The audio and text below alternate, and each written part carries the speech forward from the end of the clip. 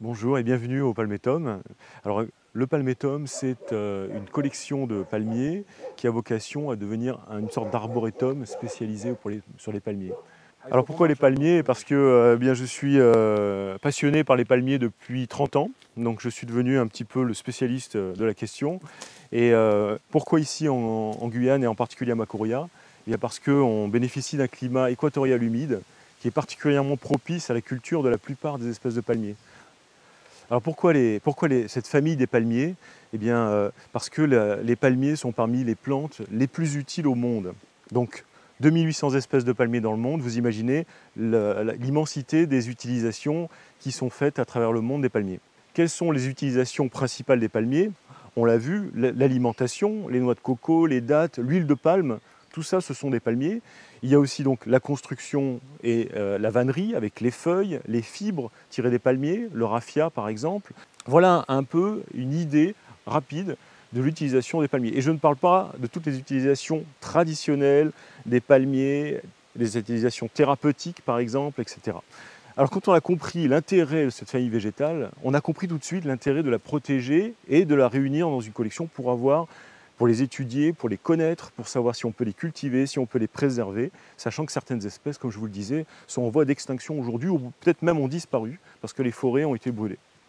Réunir cette biodiversité au sein d'un jardin, ça a énormément d'intérêt. Un intérêt bien sûr botanique, un intérêt patrimonial, on l'a dit, un intérêt touristique à terme, mais également un intérêt scientifique important pour la recherche. Par exemple, ici, on est en face d'un palmier de Guyane, qui est un palmier très rare dans la nature et qui est protégé par la loi. Alors sur le plan scientifique, on reçoit régulièrement des groupes de visiteurs botanistes pour le moment essentiellement, peu de public mais surtout des botanistes. Donc récemment on a fait une visite avec justement donc des personnes spécialisées dans le végétal, que ce soit l'horticulture, la botanique, etc. Enfin tout le monde du végétal, dans le cadre des rencontres du végétal spécialisé organisées par GDI.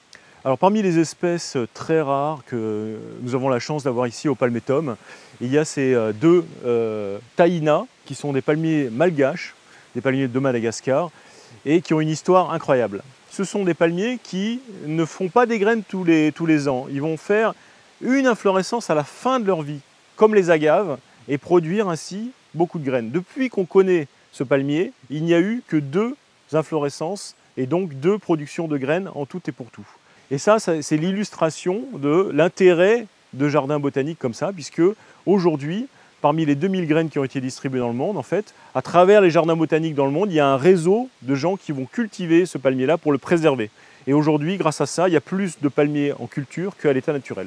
Alors le Palmétum a 10 ans maintenant. Il a été entamé sur une surface d'1 hectare, qui est bien développé avec 800 espèces de palmiers en culture, presque 2000 palmiers différents, 2000 spécimens.